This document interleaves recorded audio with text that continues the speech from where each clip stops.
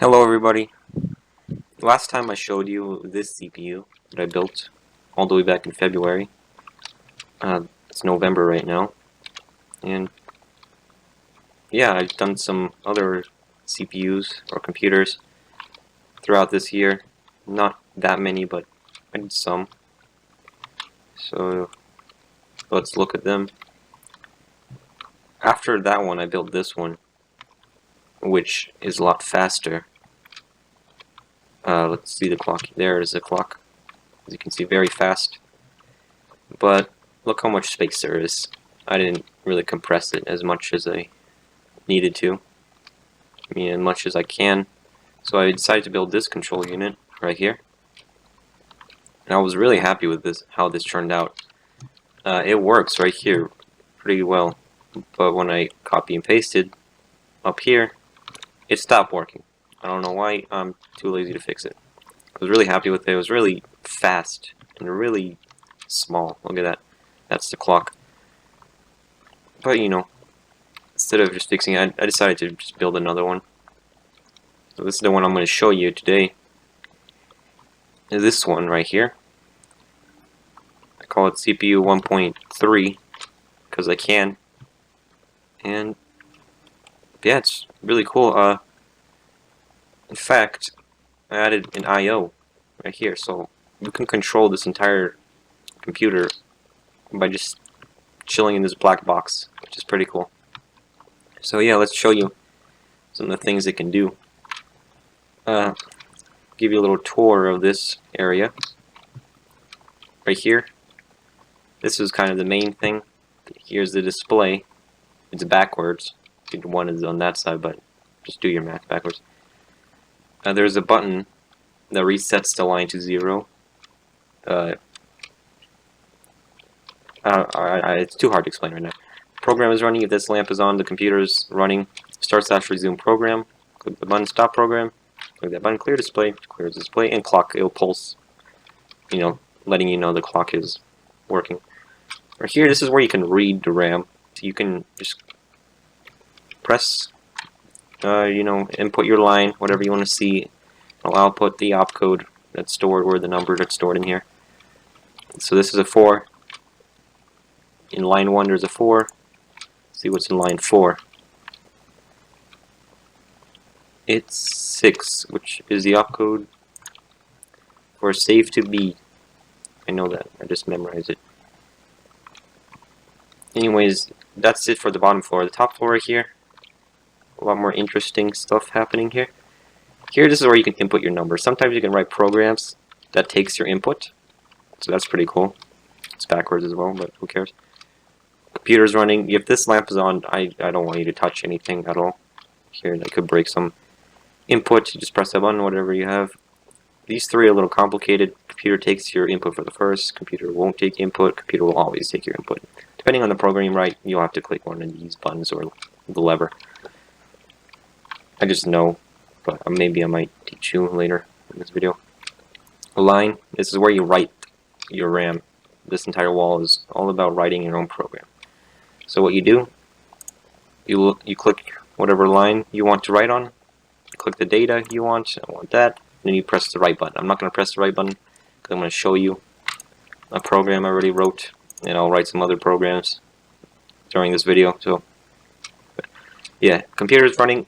I added another lamp here just to let you know you should not do anything if that thing is on. And finish clearing RAM. Oh, this is wipe RAM. You press the button, it wipes all RAM. From scratch. Completely starts over. That's what I meant to say. Finish clearing RAM. Proceed. That's just it. It takes a long time to clear RAM, so you don't want to do anything unless this light turns up after you hit the button. Alright, let's show you the program. First program I wrote. The first program I wrote, I think it's already set to line 0. This first program I wrote will take your input. So first it does some stuff really quickly, but until it stops. It stops after a couple clock ticks. It waits for our input, or you don't have to input, but So it will multiply whatever number you inputted by 3. So that's the program I wrote. So you input, You do also have to press that button. Computer takes your input for the first. You just for this program, you need to do that. So after you do everything, you resume program, and it'll be 3 times 3. So yeah, let's see if it gets it right. Take a little bit. It's actually really fast. Compressed the multiplication to just like 3 lines of opcodes. So that's pretty cool. There we go, 9. Awesome possum.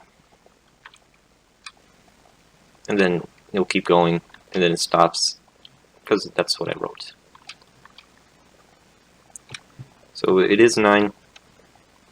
It did all this stuff here, and got 9. So it's outputting 9 actually right here. Going through this adder. Yeah, pretty much it. So when I designed this, let's reset it. I actually kind of programmed it to reset if you click the button. So when I designed this, I kind of wanted it to be very, very easy to program, so that anybody could do it. You don't have to like know the entire programming language in real life. You just have to know a couple opcodes. See, right here I have all the opcodes displayed, and you can use them in a way to make programs. Pretty cool.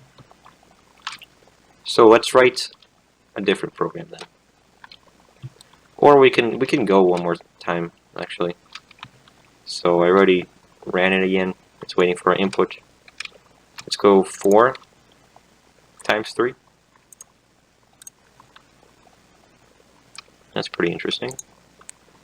Input. Takes your input first. I also want to put that down. And start / resume program, and it will multiply 4 by 3. So let's wait for it.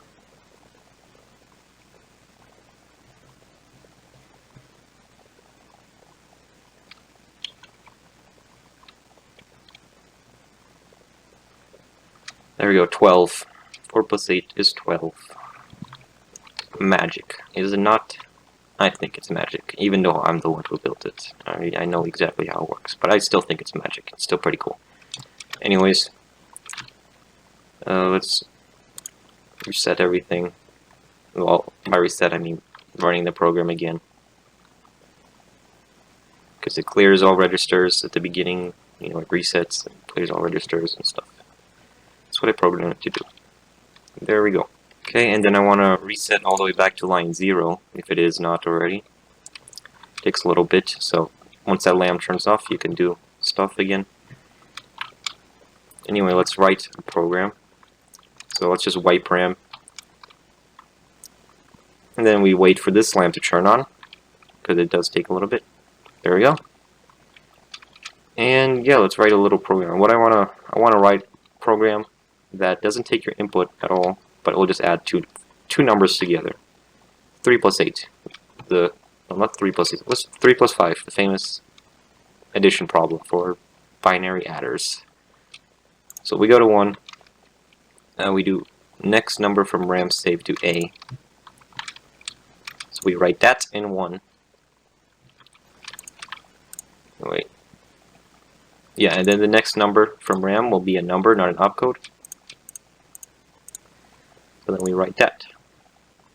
3. And then it'll save next number from RAM, say B. We need that. Okay, good. And then we want that number to be a 5. We write it in line 4. Write that. Beautiful.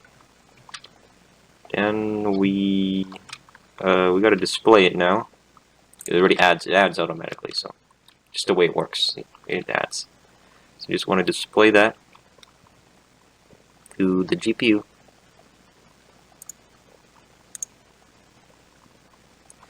There we go. And then you just want to stop.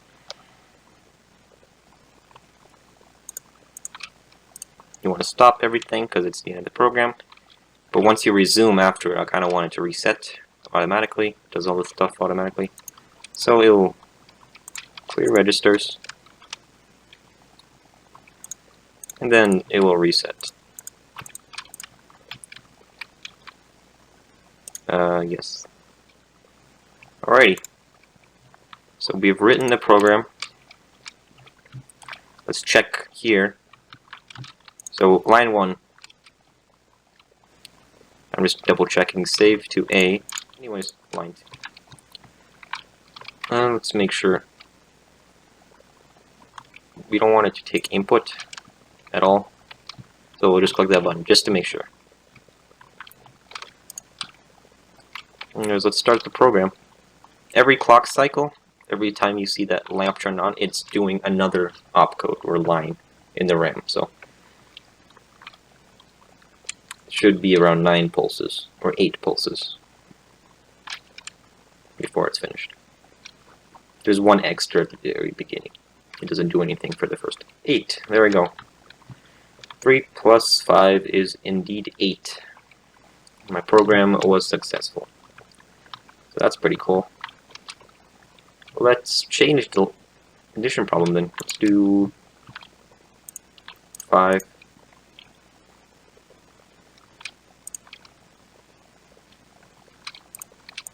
plus 2. No, that's kind of boring.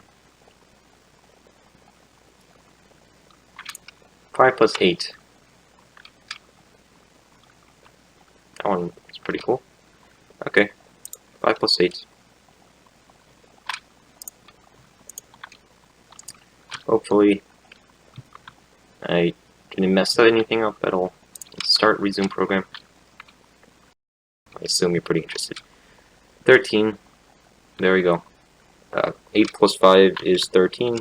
My math is correct. You can tell because I have the signs up here. Essentially what binary is just every next digit is double from what it was before. So actually that's backwards. Normally it would be written from right to left. So that's 1, 2, 4, 8. And if the lamps is on, so all you have to do is just add the number. So if this lamp is on and this lamp is on, then that's 10, because 8 plus 2 is 10. You just have to do very simple math. You can convert the number into decimal, because we're used to decimal. I have done it, but not on this, so... Yep, here it is. Might tell you how it works as well. So let's get out of this black box. We know it works. I wrote my own program and stuff, so let's show you that again, but from the outside. So I'll click the button, I'll resume, it'll still be 8 plus 5. So the first thing it does is takes the next number from RAM using this contraption thing. It stores 5 here somehow, goes through here, and then next it's going to store the 8 compression, and it adds automatically. And all it has to do is it only gets stopped right here. You know, let the pistons down, and it will save into these registers right here for our answer. So as you can see, 13 again. Pretty cool, pretty cool. For multiplication, how I did the multiplication is there's another register right here that goes back into the bus. This is also where you input the number as well. So it uses the same register. And it goes back in the bus, gets controlled by the control unit, and it activates it when it needs to, like save. That's what I'm talking about when it's save. It will save from this register. So that will either be from your input or from your adder. Every single clock tick, the control unit activates, sets this register. I think the more correct term would be set. So whatever number is on the bus here, it will set. But if you say you don't want it to take its input, I mean you do want it to take your input, because it will interfere. As soon as you start the program, it will reset this. So you have to kind of click that button so it doesn't do that for the first time or throughout the entire time. You don't want the CPU to to mess around with this, but okay, I don't know how I explain. Put the input here. Click a button to stop the control unit from resetting it and accepting your input. You know, feeding it your input. You don't want it to not take your input sometimes, and it'll save it to whatever register you have in the opcode. If it's A, it'll save A. If it's B, save to B.